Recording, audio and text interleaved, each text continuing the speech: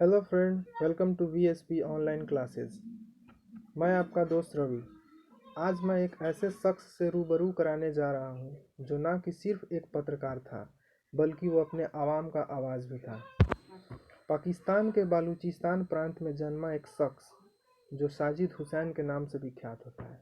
उनका जन्म 1981 में हुआ और वो पेशे से पत्रकार थे। ऐसे पत्रकार जो निर्भीक और निडर थे और पत्रकारिता को अपना धर्म मानते थे।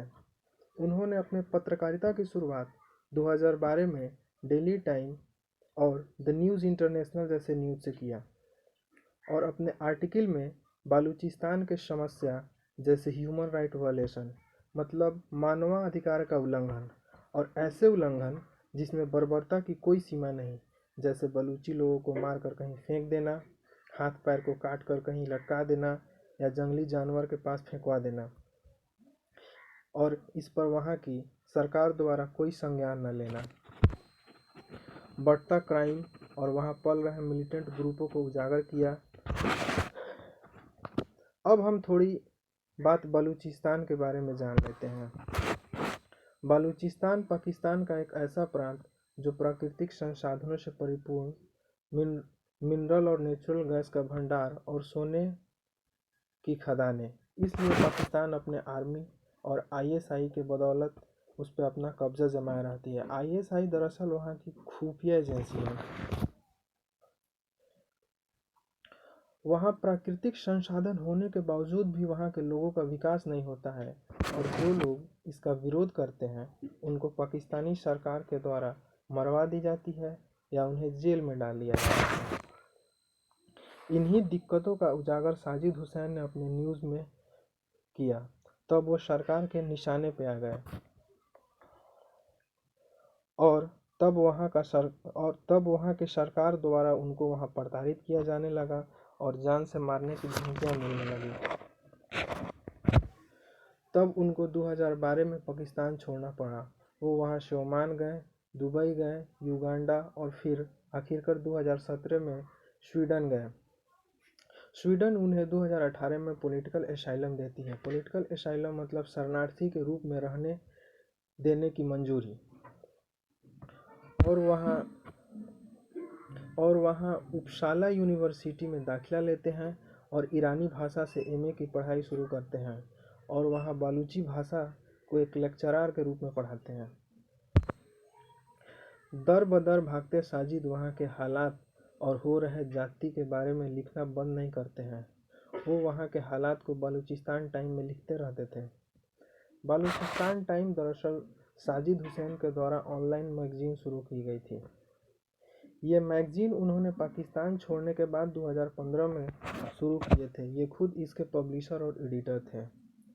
वे अपने मैगजीन के माध्यम से स्वीडन में रहते हुए वहाँ के मिलिटेंसी, क्राइम, ड्रग स्मगलिंग जैसे चीज़ों को उजागर करते रहे और लिखते रहे, जो पाकिस्तान सरकार को रास नहीं आई।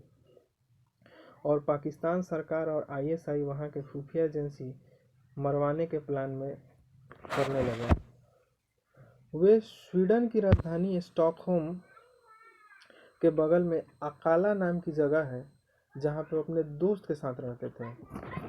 फिर वो पास के उपसाला शहर, जहाँ उपसाला यूनिवर्सिटी थी, वहाँ रहने का अपना नया इंतज़ाम देखने लगे। वो 2 मार्च को स्टॉकहोम से उपसाला के लिए गाड़ी पकड़ते हैं और उपसाला स्टेशन पर उतरते हैं। वहाँ से उन्हें फ्लैट देखने जाना था, पर वहाँ वो पहुँच नहीं पाते हैं। दोस्तों के द्वारा काफ़ी खोजबीन करने के बाद 3 मार्च को दोस्तों के द्वारा वहाँ के पुलिस में एक फॉर्मल रिपोर्ट रजिस्टर कराई जाती है। पुलिस को लगा कि कोरोना के कारण वो कहीं आइसोलेट किए गए होंगे।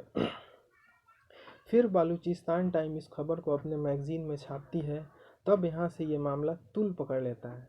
फिर परिवार वाले और दोस्तों के दबाव बनाने के बाद committee to protect journalist and international federation of journalist Swedish authority पे दबाव बनाती है कि वो सुनिश्चित करे कि साजिद हुसैन सेफ है। इंटरनेशनल फेडरेशन ऑफ जर्नलिस्ट दरअसल एक ऐसी संस्था है जो कि देश में पत्रकारों के साथ हो रहे परेशानियों को उनके द्वारा मदद की जाती है ताकि वो किसी भी देश में निर्भीकता से पत्रकारिता कर सकें। फिर स्वीडिश पुलिस के छानबीन करने के बाद 23 अप्रैल को फियरिश नदी जो स्वीडन में है, फियरिश नदी के किनारे एक लाश मिलती है, जो काफ़ी खोजबीन के बाद 1 मई को कंफर्म किया जाता है कि यह साजिद हुसैन है। साजिद हुसैन के हत्या को उजागर करते हुए international federation of journalist Pakistan सरकार पर आरोप लगाती है और दोषी ठहराती है, और पाकिस्तान सरकार इस आरोप को अपने सिरे से खारिज करती है और अपने पक्ष में बयान जारी करती है कि ये भारत की साजिश है हमें अंतर्राष्ट्रीय तौर पर बदनाम करने की। और इस उधेड़-बुन में जो लोगों की आवाज़ उठाता रहा, आज खुद की आवाज़ खामोश हो गई। एक 39 साल का बलूचिस्तानी नौजवान दुनिया को अलविदा हो जाता है। थैंक यू, आज के लिए इतना ही। फिर मिलते हैं किसी अगले टॉपिक के साथ, और ऐसे ही प्यार देते रहिए। हमारे चैनल को सब्सक्राइब कीजिए, लाइक कीजिए, ताकि हम आगे भी वीडियो बनाते रहें। Thank you.